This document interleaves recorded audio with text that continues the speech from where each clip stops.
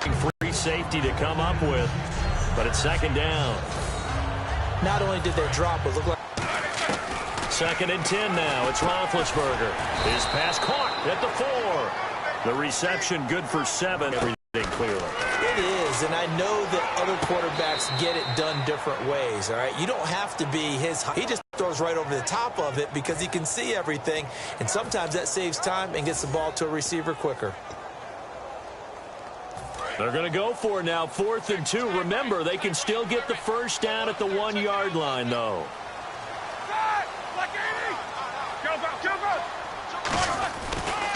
They'll go for it with Bell. They'll get neither the touchdown nor the first down. And it'll be a turnover on downs. And defensively, they were ready for that, a full-on blitz on 4th down, and they stop them short of the marker. They hit it just right. Stack that thing up.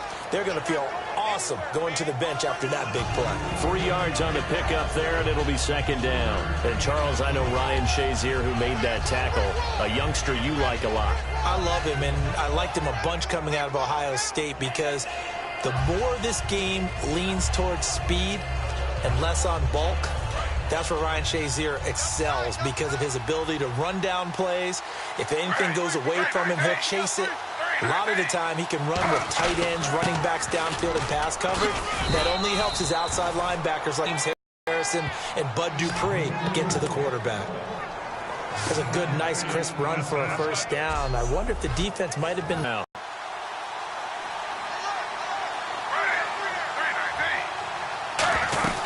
They'll run it now out of the gun. And nothing doing. He's immediately taken down at the line of scrimmage. Officially no gain on the play, and it's second down. Well, they know how to protect the pass, but sometimes cornerbacks, they can also stop the run, can't they? Is that what we call a complete corner?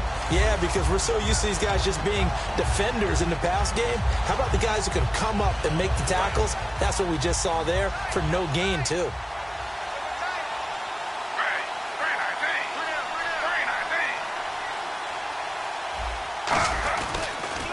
Second down, here's Crowell, and he'll get this one up to about his 14. Only a yard on the pickup there, so it leaves him needing a conversion here on 3rd and a tough 9. Tough day, tough sledding right there, and it's been that way the entire game. Not a whole lot of room to ramble for him. Yeah, you're right. It's been that way all afternoon. Didn't get a whole lot better there. 2 minutes to go here in the first half. Back to Heinz Field after this.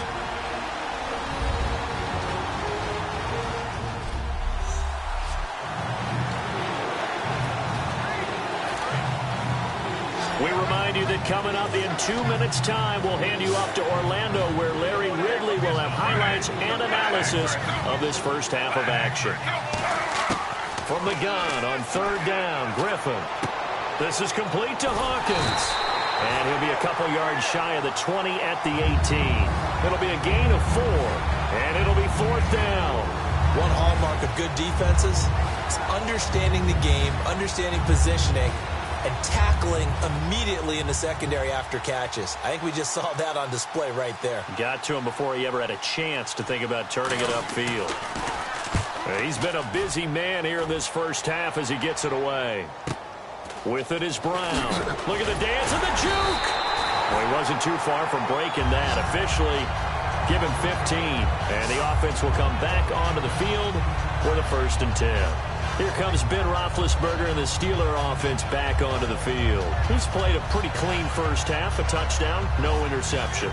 Frankly, that's what they expect out of him. They want to see the ball thrown and thrown well, and he's able to do that and put it in the end zone. They'd love to see more of that before this game finishes. But right now, he's got his team in a good spot. A good spot, maybe looking for touchdown pass number 2 here in the second quarter. Call it a gain of 4 on 1st, and that'll make it second down. In 12 regular season games this last year for Bell, averaging over 150 yards from scrimmage. First 2 games in the playoffs were great, but, you know, getting injured in the final game probably leaves a bad taste in his mouth. Leaves a bad taste, gives him fuel for the next season, though, because, remember, for the last few years, he hasn't been able to play a full season for various reasons. Now, going into next year, imagine those numbers over a 16-game season, and heading into the playoffs, Le'Veon Bell can set new records. They come out with one back and 3 tight ends. Now a first down carry by Bell. Call it no gain on the play, and it'll be second down. So nothing there, but maybe you blame that on the blocking. Yeah, at some point you've got to win at the point of attack, and on that play, that was all the defense. They made it happen. So we have reached halftime with a touchdown. That's the difference on the scoreboard. As we'll send you down to Orlando, where Larry Ridley has our EA Sports halftime report. Larry? Thanks, Brandon, and welcome to the Third quarter now. This is taken at his 4. And he'll get across the 20 before he's brought down at about the 23-yard line. The Steeler offense now with a football first here to begin the third quarter. They have the lead. Now they'll be looking for some separation here as we begin the third quarter. I like the way you term that, because now I think they go a little bit deeper into their playbook. They like what they did in the first half. That worked okay. But in order to get the separation that you just talked about, change things up a little bit. Change your tendencies. Try and hit them a little bit more with some things they didn't see in the first half. Let's see if they do just that.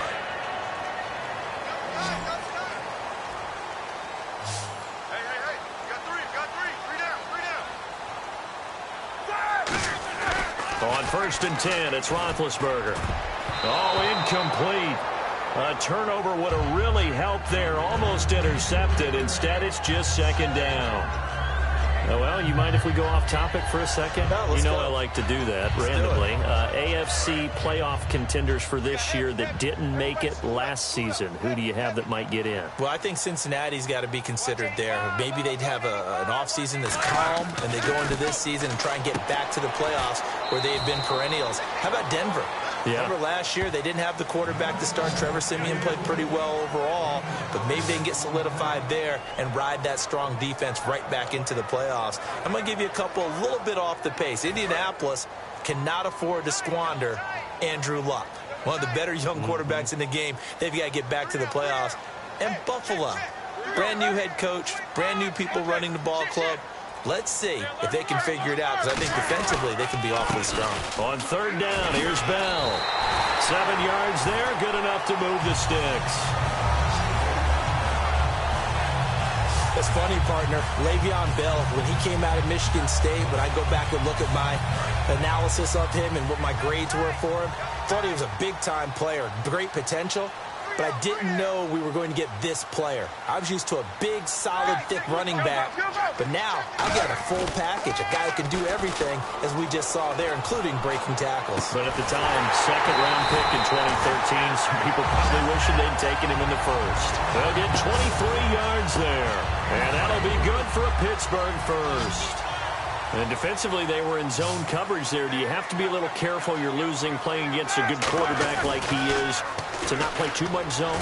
Yeah, you have to be careful about how much time you're giving up. I think it's a good point you just brought up. So maybe if you still want to play zone, you go to a zone blitz scheme. And you can drop anyone out of your defensive front, defensive end, defensive tackle. It doesn't matter. You just exchange someone to bring more pressure towards the quarterback and still try and cover downfield. Roethlisberger will throw. Oh, hit as he throws there, incomplete. A pretty good coverage there, and both of these defenses, they've had good coverage throughout this one. No doubt about it, and in today's NFL, where we're used to a bit more scoring, this feels almost like a well-pitched game in baseball on both sides, where the tension continues to build. Who's going to make the big play? A fake to Bell. Now it's Roethlisberger. Going to throw deep for the end zone. And it's incomplete, almost intercepted. He had a great shot of picking that off in the end zone. It brings up 4th down. A missed opportunity for an interception would have killed off a drive. They had a chance there to finish things off. Didn't get it done. I guess that's why a lot of those guys do not play offense.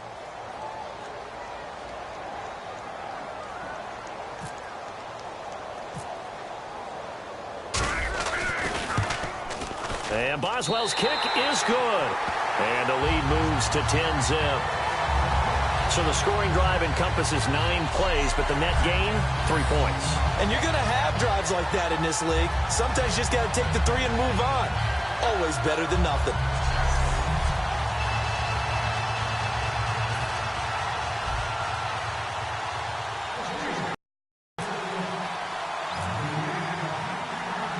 After the successful field goal try, here's Boswell to send it away.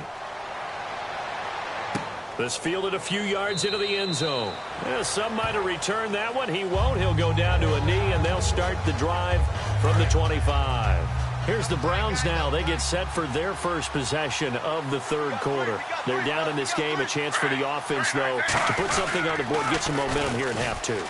Try and get things kick-started for them. And you know at the half, they discussed how they were going to get that done. This is where scripting comes into play a lot of the time. How many plays do you script coming out of the second half? Most of the time in the first half, you're scripting 12 to 16. I think in the second half, you're really scripting more like 8 to 10. Kind of a starter or an opener, whatever terminology they use. Just something to get you off to a quick start. They keep it with Crowell on first. Just a yard on the first down carry, so it's 2nd and 9. That's a really nice play, to be able to stack that one up. When they get back in the huddle, he's got to tell his guys up front, great job. They kept people off of him, allowed him to run free, and make the hit on the runner. Filled the gap nicely, kept him to just a 1-yard gain. They come up in an offset eye. On the counter, it's Crowell. And that play went nowhere. Losing yardage. It'll be back at the 36. Mike Cameron Hayward's ability to take on blocks, hold the point of attack, and get upfield serves him very, very well. What a nice play there. Yeah, he can take on blocks because he's built like a block.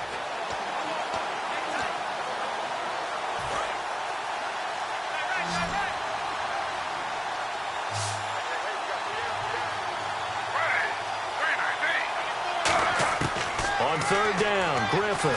Now look out, Griffin hit, and he lost the football. It's loose. And it's picked up by the Steelers. And they will take over at the 26-yard line. What part did they went empty set there? No backs in the backfield. All receivers out in the pattern. And in this situation, you know what the quarterback has to do? Act as his own blitz control. Yeah, he's got nobody else there to protect him. No one else there to protect, which means he's got to get rid of the football and absorb the hit, but not go down and fumble the ball. Under a heavy rush, and down he goes. It'll be a loss of 10.